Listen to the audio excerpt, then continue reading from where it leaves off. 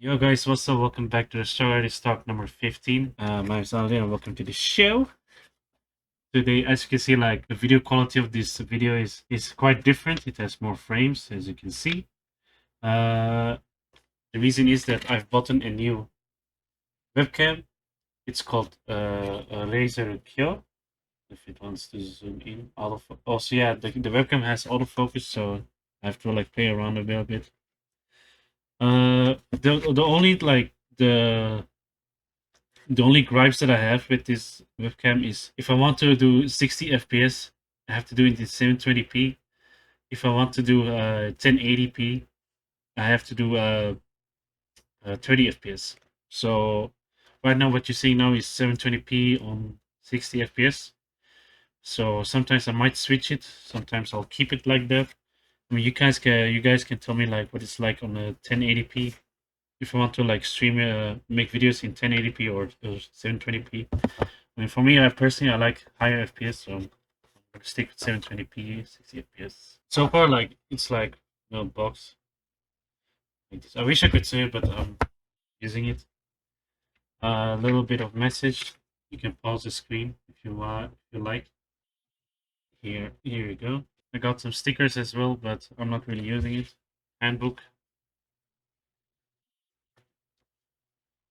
handbook. I mean, it's just like basic instructions and position yourself 50 centimeters or 100 centimeters of the razor kill. So I am pretty far away, so I mean, depends if that's far away to you. Enough chit chatting. Let's first focus on the volume cover. This is volume 9, so we get to see like Goku and the rest of his friends and Gohan like going fishing. Of course, like Bulma is riding the Capsule Corp hovercraft. Is it like hovercraft? I think it's called hovercraft. You see like a flying dinosaur here and there. The back cover art, you see first from Frieza. Here we can see like Gohan like scared. Kid Gohan in the battle suit. So let's get started on the first page. The first page, a bit of history about Toriyama as a child, that he loves going to the movies, and I think he went, if I remember correctly, like here in this sentence, he says like he went there like 4 times a week as a kid. All the movies that he watched really reflected on his manga and helped him think that the panels are movie sequences. So you can like notice like especially like move like for example like here, like you can like sense the movement of like Vegeta like punching Ginyu Goku. Even though it's like still images, like you can like sense the speed that they are going. So that's like a good example of that. He has like a lot of like Toriyama has like a lot of like good movie compositions in his layout and paneling that most mangakas don't have for some odd reason. I thought it was like a standard thing, but just drawing good is not enough, guys. If you want to be like a manga or a comic artist, you gotta clarity is also very important in reading comics or reading manga. If your audience cannot follow, or it's like if your audience is having like a very hard time like reading your comic or not following along, they will instantly like close the book and find something else. So that's why like the first page and the last page is very important in when it comes to like wiki chapters. Okay, first we get to see like the title page art of Ginyu Goku and the rest of the gang. Here we can see like Ginyu Goku being damaged. The fight continues with Ginyu Goku versus Gohan and Krillin. Ginyu Goku got hit and bounced off of Frieza's spaceship, and is mad and throws a ki blast at Gohan, and Gohan blocks and tanks the attack that Ginyu Goku threw at him. Ginyu Goku is confused that the body that he stole is supposed to be a power level over 180,000.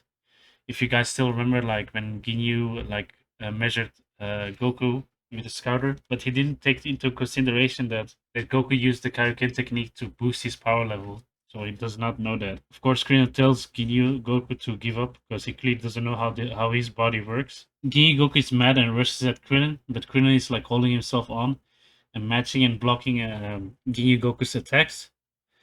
Meanwhile, Vegeta and Jace are fighting each other. Jace asks Vegeta how is it possible to be able to hide their power level on the scouter.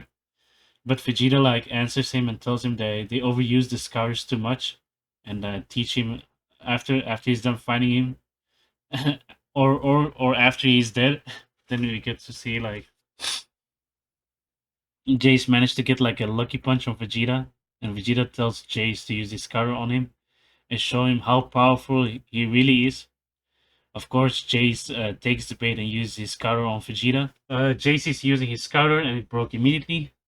Vegeta is like feeling himself and right now tells him he far surpassed the limits of a Saiyan and still getting stronger.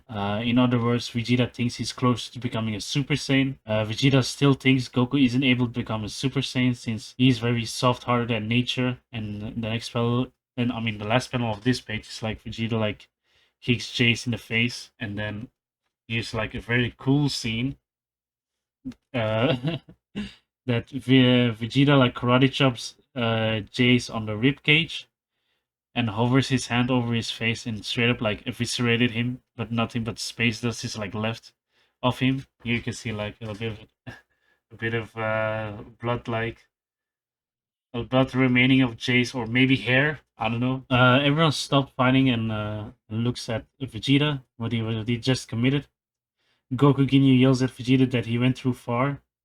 Vegeta is still thinking Goku is soft-hearted to be a Super Saiyan. Like after like hearing him say that, Vegeta looks at Gohan and Krillin, telling him he still didn't finish the fight with Ginyu Goku, so he does them a favor and do it himself, since he isn't emotionally attached to him. Vegeta rushes at Ginyu Goku and ducks his punch and gut checks him. Vegeta like on the next page. Vegeta connects connects his left hook and flies behind him and kicks Ginyu Goku high as possible and flies away above him. And while he's like going higher and higher, Vegeta follows him and goes above him and to do like a hammer fist attack or like a sledgehammer attack. Shout out to this universe if you know what I'm talking about. Ginyu Goku like crashes on the ground, all beaten up. Goku Ginyu like tells Vegeta to stop or else he'll kill him. And Vegeta, of course, ignores Ginyu Goku and dives straight for the finishing kill. Ginyu Goku is smirking, planning something devious, but Goku Ginyu noticed that what he's planning, and the last panel is Goku yelling switch or Funimation dub body change. Next page is Vegeta flying towards an injured Ginyu Goku for the finishing blow, but Goku Ginyu saw the body change technique and jumps in between Vegeta so he doesn't get his body stolen like Goku. Goku got his original body back, and so does Ginyu. Vegeta is confused what just happened.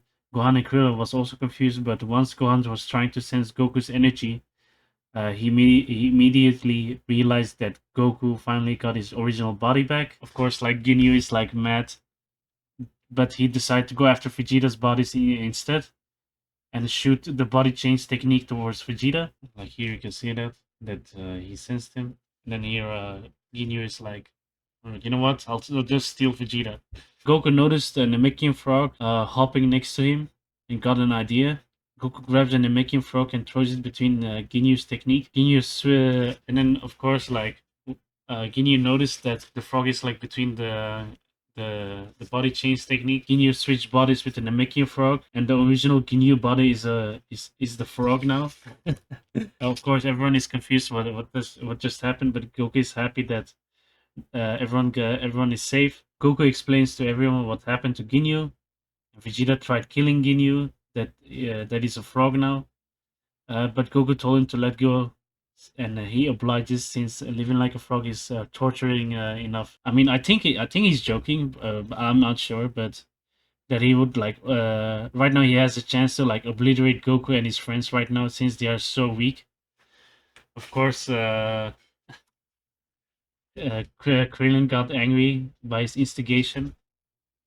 But Goku reassures Krillin that Vegeta can't kill them since he still needs the Z Warriors for how to summon the Namekian Dragon Balls, and of course needs help to fight Frieza. Vegeta has an idea and let Goku heal inside and the healing pot. Vegeta is gonna provide Gohan and Krillin some battle clothes.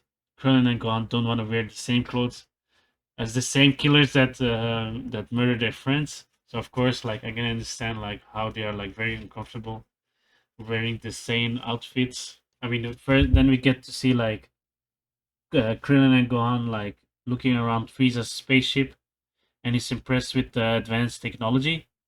Vegeta threw them the undersuits and told them to wear them quickly since Frieza can come back any moment. Oh yeah, this panel like Krillin tells Gohan if Vegeta needs our help, then Frieza is for sure strong.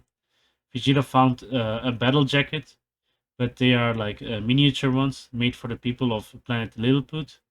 Lilliput. I don't know if you can spell that. Krillin and Gohan doesn't know how to wear these battle jackets, but Vegeta said they can stretch. If you guys still remember like the Great Ape fight with Goku and the rest of the Z fighters, and of course the goat Yajirobe, that his clothes didn't like rip apart when he turned into a Great Ape.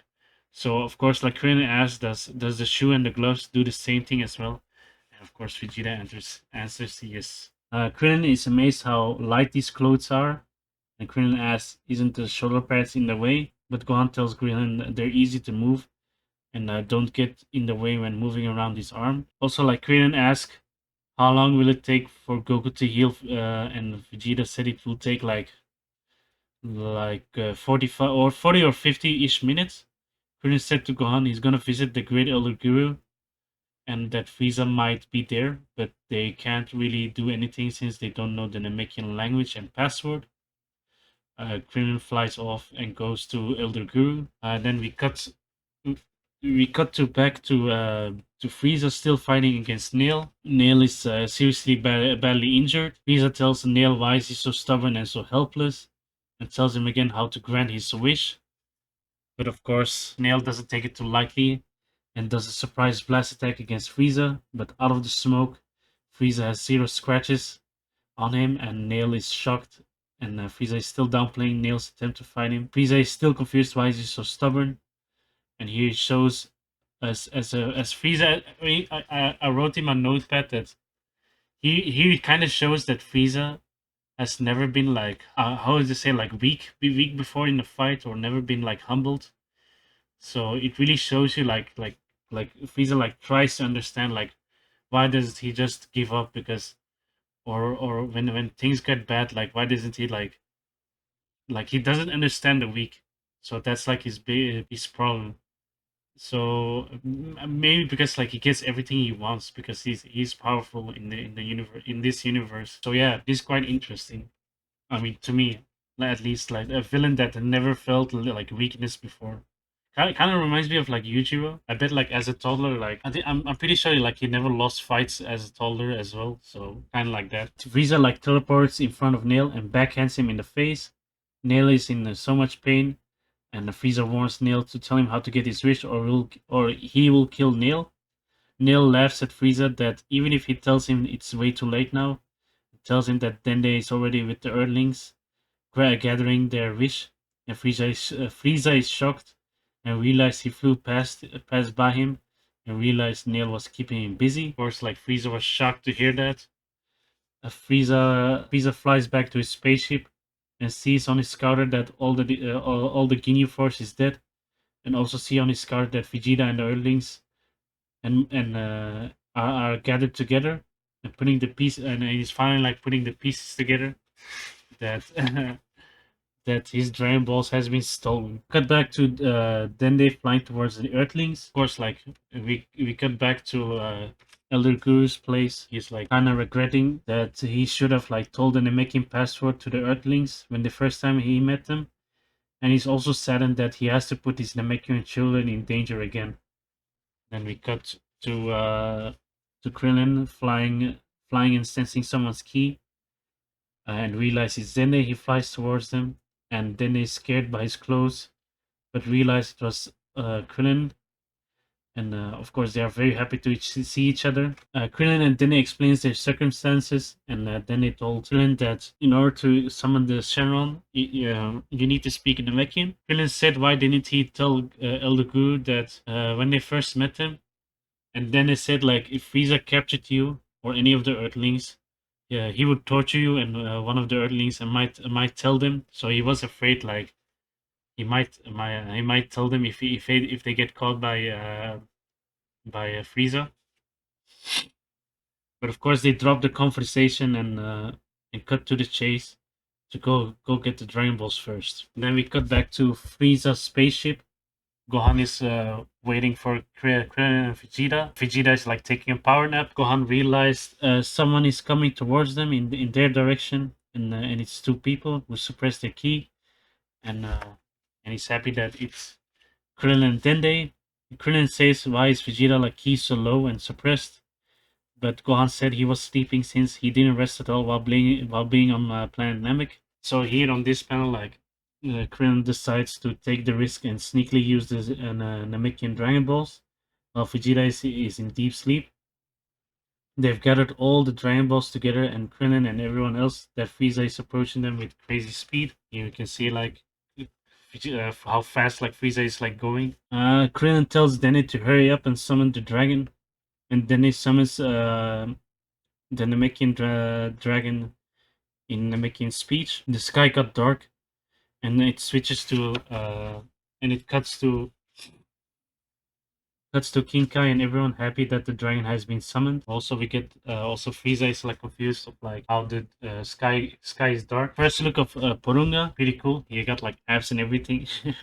First look of Porunga, and he says he will grant 3 wishes. I also noticed the dragon has like Namekian antennas on his forehead, like Namekians. So I had like a question in my mind, like why is Shenron's antennas like shaped like a mustache and not on his head? Since the dragon Namekian, I mean the Dragon Balls are actually like essence of Namekians. So why does Shenron has like a mustache as antennas?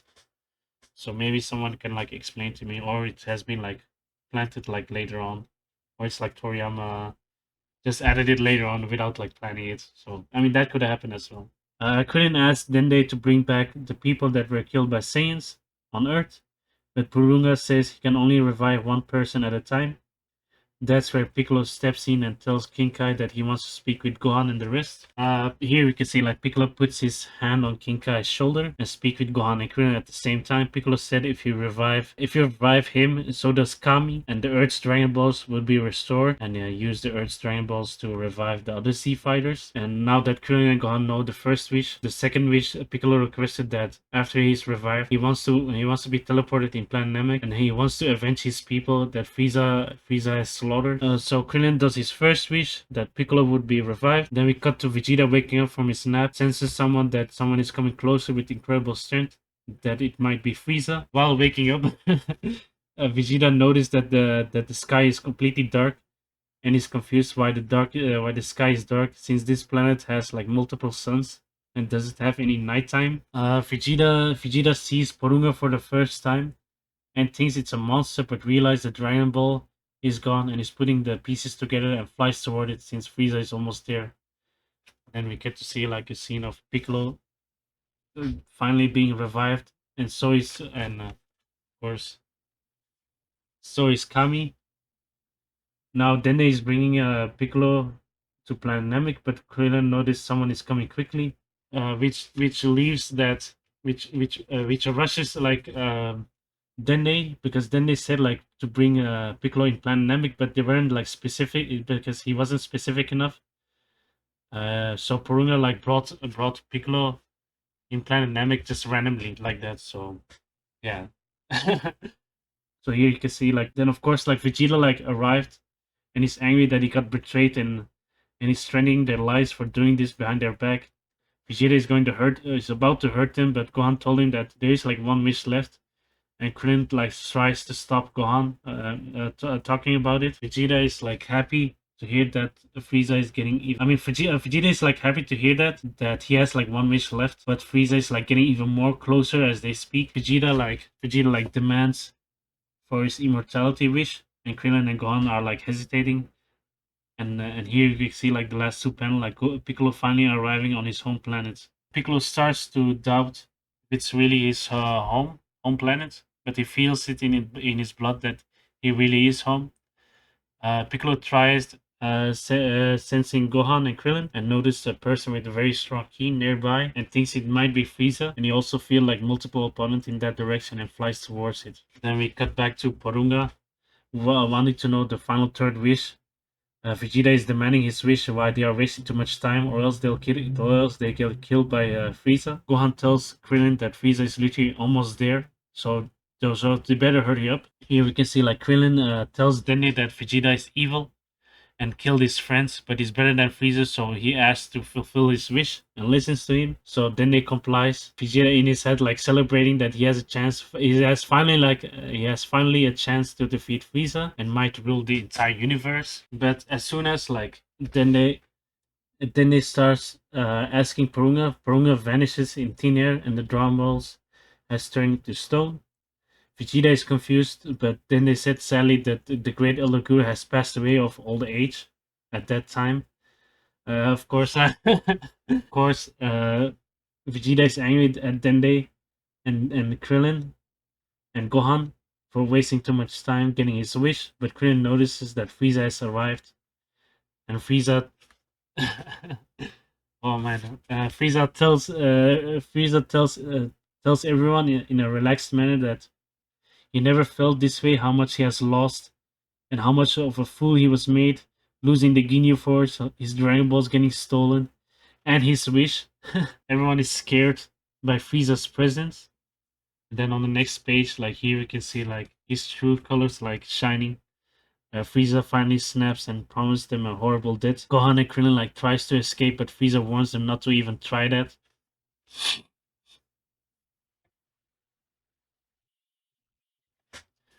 Of course, Vegeta like acts cocky and provoking Frieza, like thinking he can be easily beaten by Frieza.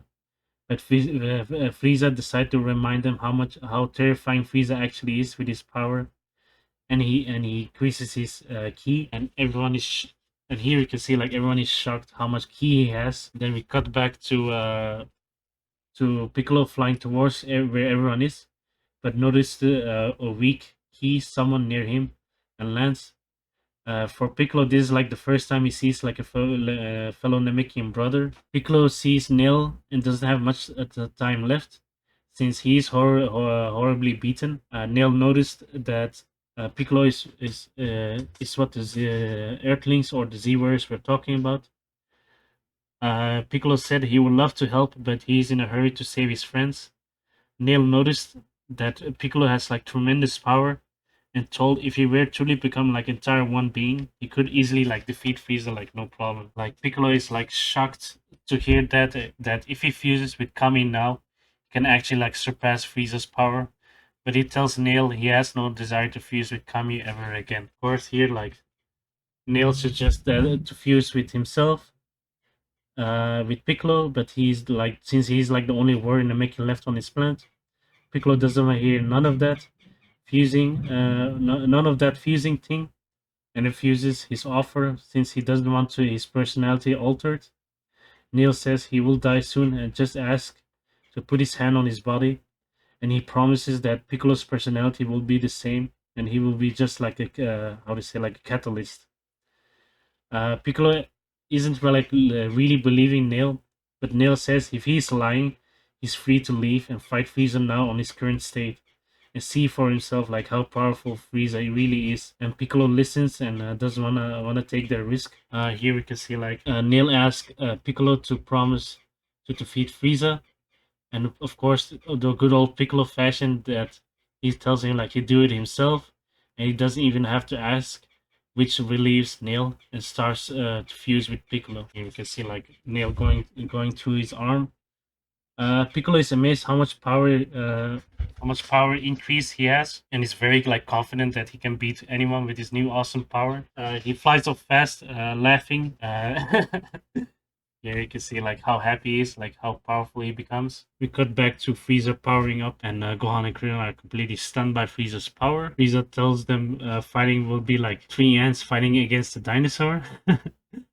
Of course, like Vegeta like tells everyone. Trying to like hype up everyone with all three together, they can beat Frieza. Frieza heard that and then laughs at Vegeta for being delusional. Vegeta reminds that none of them have realized their powers have increased dramatically compared to on Earth. Even Gohan who has like hidden power that he doesn't even know about. Also, Vegeta tells Frieza that he's slowly becoming a Super Saiyan. Here we can see like Frieza is like glad he stopped and listens to Vegeta's gibberish and starts rushing towards Vegeta first. Vegeta grabs Frieza's left punch and then right punch and starts trying to overpower each other. Frieza's scouter is going ballistic in the clash and starts falling apart, reading Vegeta's power level and split off. Frieza is surprised that Vegeta wasn't bluffing, that he does have like increased power. And Gohan and Krillin realize it is possible and got a bit of hope that 3 versus 1 is possible. But Krillin is still uneasy while Frieza is still calm about it. Vegeta tells Frieza to transform, and Frieza is surprised how he knows that. And Vegeta like mentions that the first time Zarbon told him about it when they first time fought, and Frieza listens to Vegeta's request since he is so eager to die. I think that's where I think like the Vegeta like same pride like manifested at this moment. So before fighting against Frieza like he did like dirty tactics, everything. Like he did not care about like honor in a fight. But now all of a sudden like he wants to see it. That's weird. Gohan and Krillin is confused by what they mean by transformation. Vegeta tells them that there are some beings who can change their shape or for camouflage or preserve their energy. And Frieza, like over here in this panel, like says in his case he lowered himself, so since he's so powerful he can't keep himself under control. Krillin is scared to hear that, but Vegeta tells him that he's lying and there wouldn't be any difference anyway if he transformed. Frieza tells him, "Is he sure?" It's this panel over here. Frieza tells him, "Are you sure?" To to Vegeta. Frieza said like he destroyed Planet Vegeta and beaten King Vegeta without even transforming. Vegeta tells him not to get cocky, that he surpassed King Vegeta's power level. Krillin is surprised to hear that Planet Vegeta was destroyed by Frieza. Here, Frieza flexes his upper body and destroyed his battle jacket. Vegeta thinks that is his transformation by destroying his jacket, but Frieza like started to shake and rumble, and that's where his transformation starts. His entire body is going bigger and taller slowly. His transformation, and then here you can see like his transformation complete. Very iconic panel over here.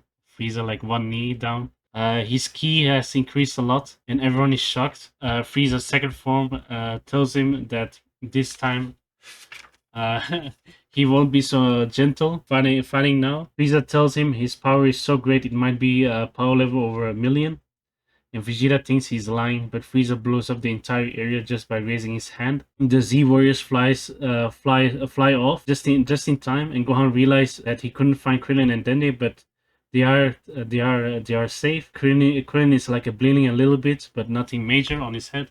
You can see that.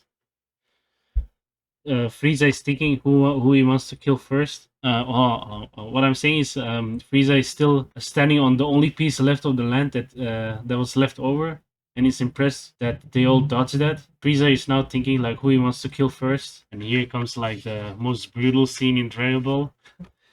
Frieza is like thinking who he wants to kill first and fly towards Krillin at a crazy high speed, and stabs him in his stomach with his horn. Gohan is shocked, and Krillin is is quite in serious pain. Vegeta said he should have like let go of Dene when both of them couldn't fly. Here we can see like Frieza warned. Here Frieza like tells Gohan what I'm saying is Frieza warned Krillin that he can't control himself in this form, and throws him off down the river. Gohan flies towards Krillin, and Frieza like deliberately gets in his way. Vegeta is surprised how fast Frieza really is. Frieza tells Gohan to worry about the fight and worry about saving his own ass. Here we can see like Gohan like slightly tilted and tells him to move. Frieza is like confused what he's saying, but he repeats himself and Gohan starts attacking, so even surprising Vegeta. Gohan attacked Frieza with like a barrage of punches and kicks. Then after he kicks him, he unleashes like a powerful ki blast, causing a huge explosion. Vegeta was surprised by Gohan's strength, and he's covering himself up like with the debris like coming towards him. Frieza was here Frieza Gohan is still not done, which Frieza was here like bombarded with like ki blast attack by Gohan, leaving Vegeta like amazed at Gohan's power increase all of a sudden. After Gohan is tired from spamming ki blast at Frieza, while Vegeta wonders about Gohan's hidden power and the possibility of him becoming a Super Saiyan. Gohan worries about Krillin and Dende, but Dende saved Krillin from drowning, and he's still breathing.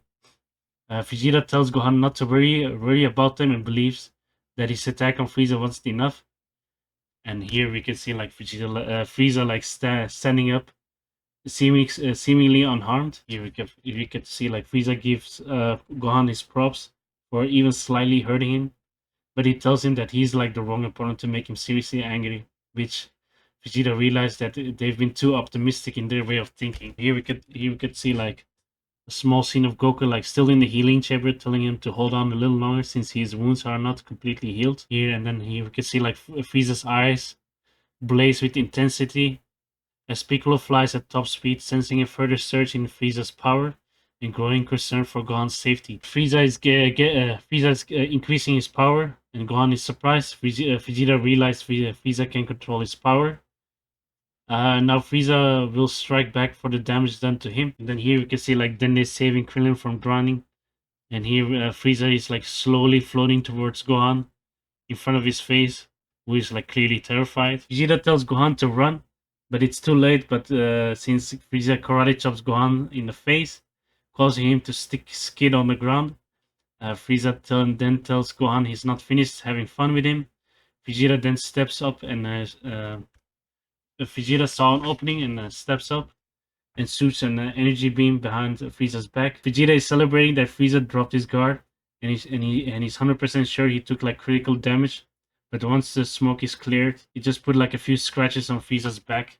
So you can see like a little bit of scratches like behind him. Frieza tells Vegeta to wait for his turn once he's done fighting Gohan, and Vegeta is frozen by by Frieza's power and is giving up hope. Frieza flies Frieza flies off to Gohan, and Gohan got up and starts attacking Frieza. He dodges like every single attack thrown at him. And then we get another like disrespectful a move of Frieza. Frieza grabs Gohan's hair and knees him in the stomach while holding his hair. Gohan right now is like in serious pain. Frieza lets go of his hand while pieces of Gohan's hair is falling off. Right now, Frieza like kicks Gohan to the side while he's on the ground being in pain. Frieza lifts his foot and is about to stomp on Gohan's head. Gohan immediately tries to like fly off, but Frieza like teleports to the location where Gohan was flying towards and smacks him down again to the ground with his tail. Gohan catches himself like not to like skid around again and on the ground and looks up immediately. Gohan like doesn't see Frieza and teleports behind him and elbows him in the back of his head. Frieza puts his whole foot on Gohan's head slowly, putting pressure on his head. And Vegeta is looking at this fight terrified. Frieza doesn't give a damn if he's fighting against a shell. His hands and foot are rated E for everyone. While Frieza is busy turning Gohan's head into crushed watermelon like on YouTube. Frieza tells Vegeta that why isn't he like interfering to save Gohan? Of course, Vegeta like doesn't really care about Gohan's life, but he still doesn't know how he can go against Frieza's power. Here we can see like Goku like senses that Gohan's ki is like slowly fading away and decides to get out of the healing chamber, but noticed something different and we cut back to like Frieza continuing crushing Gohan's head with his foot, but noticed immediately that the flying destructive disorder Kienzan cut Frieza's tail when he was like trying to avoid it. Vegeta and Frieza is surprised that Krillin is alive. Krillin threw like multiple destructive discs at him, and even Goku is like surprised how Krillin's ki is like still alive and is still waking up. Frieza dodges like every attack thrown at him at the tiny slither. Krillin here of course like mocks Frieza and goes after him, but Frieza's speed managed to catch up in front of Krillin. Frieza is angry that his tail got cut off and Krillin is supposed to be dead. Krillin knows he won't win in a close range fight with Frieza and uses his solar flare on Frieza. and Krillin tells Vegeta to attack Frieza while he has a chance, since he's like blinded now for a few seconds. Vegeta now is like glaring at Gohan, at how Gohan is being healed by Dene, and he's shocked to see that. Vegeta like Vegeta like demands an explanation of why he didn't tell him that Dene can fully recover someone. Of course, like Krillin just figured it out while Dene like saved his life. If he knew about it, like he would heal Goku like immediately too. Then they healing Gohan. He's fully recovered and goes back into battle mode, and his power like increased dramatically. Vegeta sees Gohan, and he's reminded, like the sayings, that if they overcome a near-death experience, so Zenkai boost, if you don't know, in battle, their battle strength goes through the roof. And Frieza is confused again that Gohan is completely healed. Everyone knows someone is coming to their direction, and his Piccolo finally arrived with the rest of the gang. And Gohan is, of course, very happy to see Piccolo again. Here we get to see like Piccolo's cape is like fluttering in the wind. You gotta have a good entrance, dude. For Piccolo, this is like the first time seeing Frieza, and Vegeta immediately like talks smacks to the Earthlings that they wasted their two wishes on the Namekian Dragon Balls. Is the opponent he killed on planet Earth, and calls him, of course, a piece of trash. Typical Vegeta fashion, hating on someone. Piccolo, of course, claps back at Vegeta's slander and tells him that when he's done fighting with Frieza, he will be next. Vegeta is laughing at Piccolo's provocation, and he didn't know that Namekian has a sense of humor. Krillin is doubting in his mind if Piccolo has a fighting chance against Frieza, since training with King Kai wasn't enough to make Frieza even go serious in a fight. Frieza is surprised another Namekian is alive, but Frieza has a hunch he isn't a typical Namekian. But Frieza, of course, is still confident that Piccolo isn't a match against him. Then we cut back to Goku, still trying to figure out what's happening and wish to see and help his friends. Piccolo told the rest of the Z-Gang to stay out of this fight, and he will deal with Frieza alone, which everyone is shocked to hearing that statement. Then they see Piccolo also for the first time, and he reminds him of Nail, which he doesn't know about that yet. Piccolo lands on the ground and tells Dene to take cover, and Dene listens. Dene is confused, how does Piccolo even know his name, so he doesn't know that he fused with Nail. Krillin says it's madness leaving Piccolo alone to fight Frieza, and Vegeta also, of course, all smug, saying like he should figure it himself out, fighting against Frieza. We should let him. But Gohan has faith in Piccolo, since Piccolo isn't the type to fight someone if he has like a very low chance of winning. Of course, Piccolo rushes Frieza and connects a nice right punch against Frieza's face. He chases him and tries to do a sledgehammer technique on Frieza, but Frieza dodges it in time. Frieza kicks Piccolo, but Piccolo backflips and recovers from it and uses the rock behind him to launch himself back to Frieza with a flying headbutt to his shins. While with the turban on, so it's for sure it's gotta hurt. Frieza whacks Piccolo back with his tail and shoots an energy beam at Piccolo. Piccolo deflected the Frieza's energy beam with all his might, to which Frieza is surprised he managed to do that. But after like dodging, after like hard deflecting Frieza's technique, Piccolo throw like a shotgun energy wave attack, but of course Frieza blocks it in time. But he's still like pissed that he's having like a little bit of hard time with a Namekian. And of course the Z Warriors are in awe of Piccolo's awesome power. I think that's like the end of the volume. Then we get to see like some title page arts. Here we can see like Gohan and Krillin. Of course, like Frieza being mad. Here we get to see like Gohan, Krillin, and then they're summoning the Shenron. Means Porunga. Then we get like a front view of Porunga itself. It's actually pretty nice. I like how like how built Porunga is in the manga. And then we get to see like first from Frieza and Piccolo. Then we get to see Piccolo full body shot. Man, Piccolo looks awesome here. Then we get to see Frieza, first from Frieza and second from Frieza. Man, look how tall he is. Jeez. Then we get to see Gohan versus first form Frieza. Then, oh, that's sad. Some page art of Frieza's crushing Gohan's head. I bet someone made a figurine out of it. Like, I'm sure like someone can link it to me. for sure. Then of course, like, oh man, if you look at the height difference, like Piccolo is damn tall. Like, jeez. And then the second tallest is Vegeta. Of course, his hair doesn't count. He's still small. And then Krillin and Gohan. Then we get the front shot of Goku. Oh yeah, then we got like Jaco Galactic Patrolman manga promo art, and then Saiyan arc full color arc. Of course, Sandland. I also need to check out Sandland, the anime. I need to do that as well. I have so much anime that I have to need to catch up, but I was so busy like with One Piece that I'm finally. I think I'm again like finally catch up to One Piece. I had to watch like 3 episodes to be like up to date. Then we get like Frieza Saga, full color. I've never seen this one online for some odd reason, but yeah, very cool, very cool. And I think that's it. That's the last page. Yeah. So far, compared to the previous volume, this one is a lot more action packed and not too much any explanation. I mean, there is like some lore drop here and there, but so far it's a very action packed volume. Definitely gonna see that. And also, of course, volume 10. I think V, if you're watching this, like that's your like your favorite like cover art. So I think it's like the volume where most stuff happens. So I can't wait to like speed blitz through the fights and all that stuff, because I'm curious like how Piccolo versus third form Frieza is gonna be. So yeah, very nice, very nice, very nice. Now that's out of the way. I'm gonna talk about One Piece. So I'm gonna quickly say it. Oh yeah, here's spoiler for Egghead Island if you guys didn't know. Okay, first of all,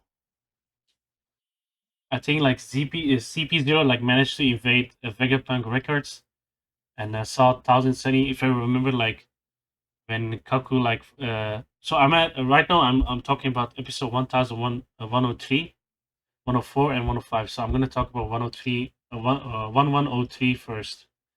So of course, like CP0 like managed to invade Vegapunk Records and saw the Thousand Sunny. Uh, Kaku used like his like supercharged like Tempest kick and a very cool animation when he's like breakdancing and then does like the Sky Slicer. Of course, Zoro woke up the badass that he is and slashed the attack with the greatest of ease. Then we cut back to like Luffy and Chopper running back to where all the rest of the Sword crew are, and sees like Vegapunk, the other Vegapunk. What was it called? Shaka. Yeah. Luffy also remembers about Bonnie and explains to the group that if they do not find Bonnie in time, she might kill the original like old man Vegapunk. Then we cut back to Bonnie like trying to kill Vegapunk. Vegapunk tries to calm down Bonnie, but Bonnie wasn't listening. Also that one scene of like when Bonnie was like chasing Vegapunk, like why the jiggle physics, like like it's kind of weird because it's a very serious scene. I don't know what Toei was thinking, but yeah, weird.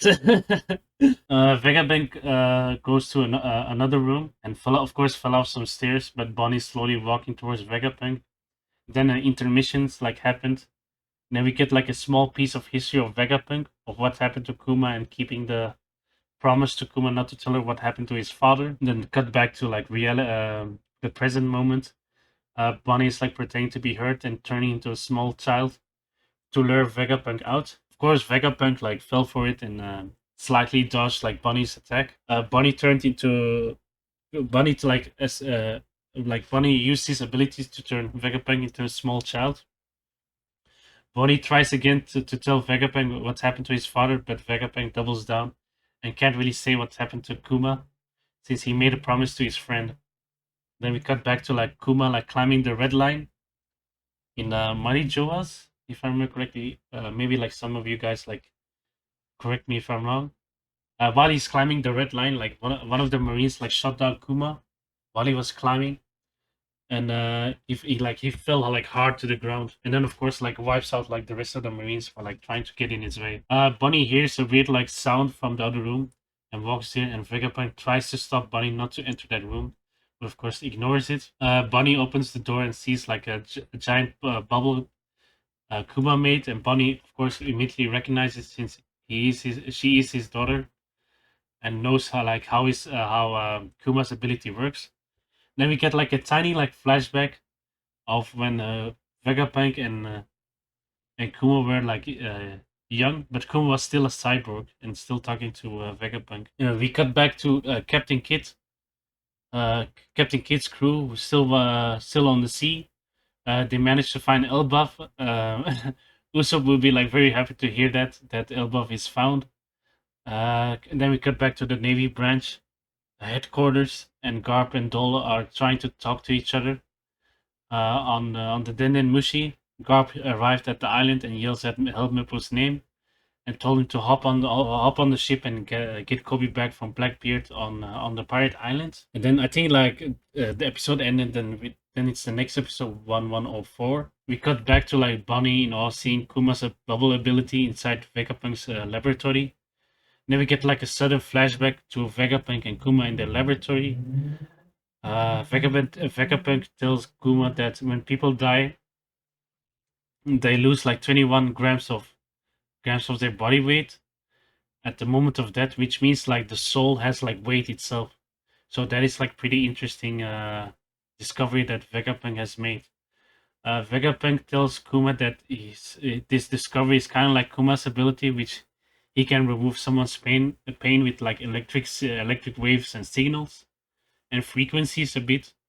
Vegapunk asks what about mental images, and can he possibly do something like that instead of like transferring someone's pain and turning into a physical object? Then we cut back to the present. Vegapunk tries to stop Bonnie thinking it's pain and will kill Bonnie, but Bonnie knows that this is not pain.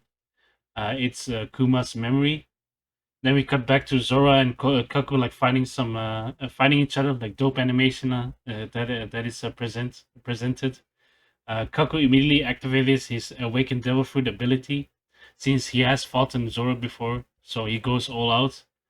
Rob Lucci is suspicious of Stussy, how she knows how much about this island, but the Seraphim has arrived on their side. Rob Lucci is annoyed that the Seraphim only take orders based on hierarchy and authority, knowing full well if Vegapunk is very close to them, the Seraphim would not listen to his command.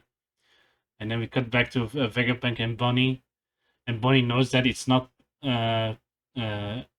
pain but memories of his father. Vegapunk, Edison, and Lilith go outside and tries to try going like to the Seraphim as fast as possible. Frankie and Sanji like goes as well to help out Zoro and Brook.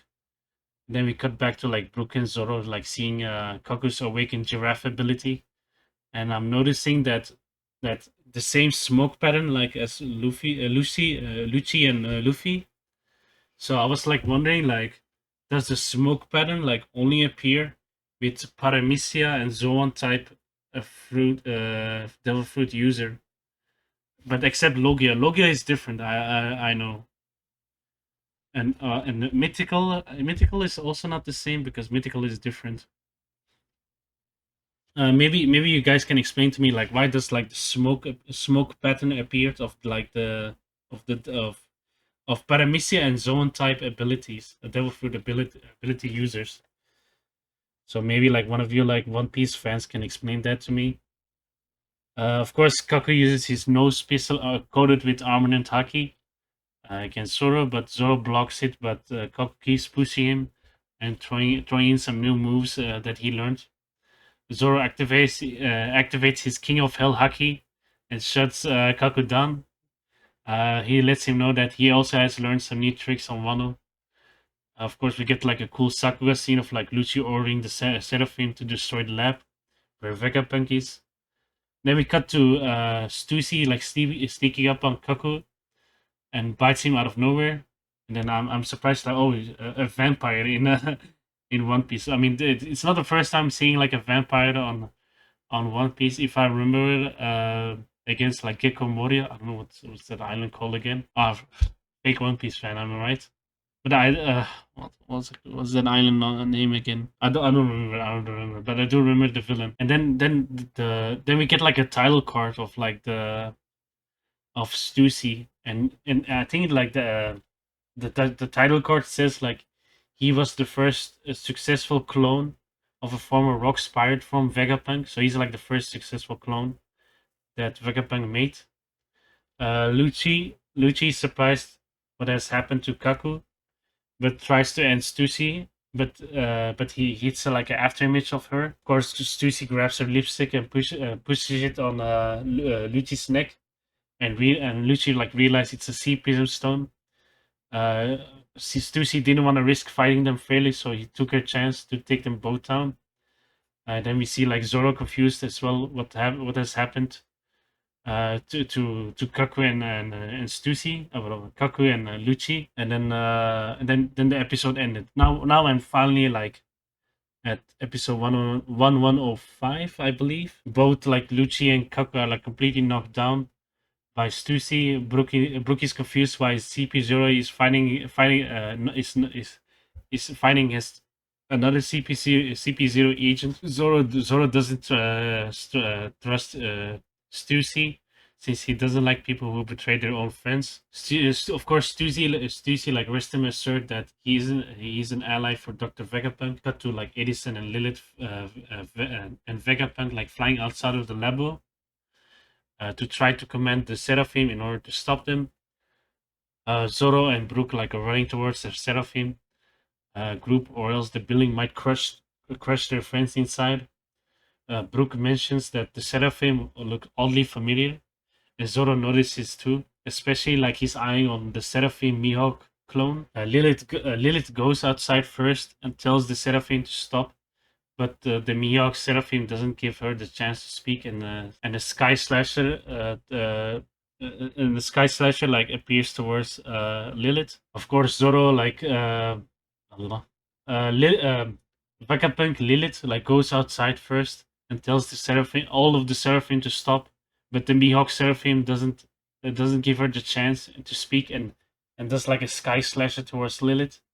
Of course, Zoro comes in clutch, and then we get some cool Sakuga of Zoro fighting against the Mihawk Seraphim. Zoro is like surprised that the Seraphim Mihawk clone is like more human than Mihawk lol. So, so at least like Zoro knows like he won't fight. He will definitely like win against like a clone version of Dracula Mihawk. Lilith is crying that he survived, but Edison jumps in and loudly gives the order to the Seraphim to stop fighting. But one of the Seraphim like shot Edison on the building. Lilith fell down, and Frankie saved her on the nick of time. But Sanji like saved Edison as well. The Seraphim Mihawk stops, and all of the other Seraphim stops, as well as since Vegapunk has more authority over the Seraphim than the world government's people. Stussy handcuffs both the CP0 agents with sea prison stones, so they want to use their ability, and Stussy's gonna hop on the Sunny too. We cut back to Luffy and Chopper trying to like find old man Vegapunk and Bonnie, since they are about to leave this island soon. Cut back to like Sphinx Island in the New World, basically like Whitebeard's hometown. The kids in the town explains to Marco what happened to them when he was in Wano. That a bunch of Marines like demanded like one Whitebeard's like secret treasure that the villagers like clearly don't have. And then of course like Weevil, his fake real son, like scared them away. So of course like he like struck like the mouse marine guy, and scared the rest of his squad off. Of course, like Weevil Mom appears and said to Marco that the Marines the Marines of course fled and requested backup, and Green Bull like captured Weevil and took him away on a ship, and is currently now in jail. Marco like doesn't believe that Weevil is Whitebeard's like biological son, but his mom knows someone who can prove it, and it's Dr. Vegapunk. Then we cut back to like Kizaru, and his ship, since he will be going to Egghead Island soon, and he's walking towards a room with of course tea cakes for a special guest on his navy ship. Kizaru finally like arrives at the room, and as his guest asks if he and Kizaru asked like if his guest ever met Vegapunk, and said he only has met him once, and then the guest happens to be one of the Gorosei. I believe his name is Saturn, and then I think that's where it ends. Yeah, I hope like on the next episode that the Kuma backstory is like coming close, because I really need the backstory now, because right now like all of the pieces like coming together, and I feel like on the next episode we're gonna get the Kuma backstory, or the episode after that, because if they keep giving us like episodes after episodes, like I seriously can't wait. Like I need to know how bad the Kuma backstory is. And yeah, I think that's it of the video. How long have I been rambling about? 1 hour and 14 minutes of raw footage. Yeah, I mean it's all right. I mean it's all right. Hope you guys like the video quality of this video. Maybe I'll try like the 1080p instead of like 720p. So let me know in the comments. But I do like the 60 FPS of this webcam. So yeah. I don't think I have anything else to say, but also thank you for 100 subs, and yeah, hope I get to make some more content in the future, some more bangers in the future. So I have some like video ideas in my mind, but first, oh yeah, after this video is like done, I'm gonna stream, so make sure to tune in on that. It's gonna be One Piece Pirate Warriors 2, so I'm continuing with that story on YouTube, and yeah. My name's Saladin and I'm signing out. Peace. Wat? Nee, ik ben bezig, man. Ik ben bezig aan het recorden. Nu moet ik het opnieuw doen.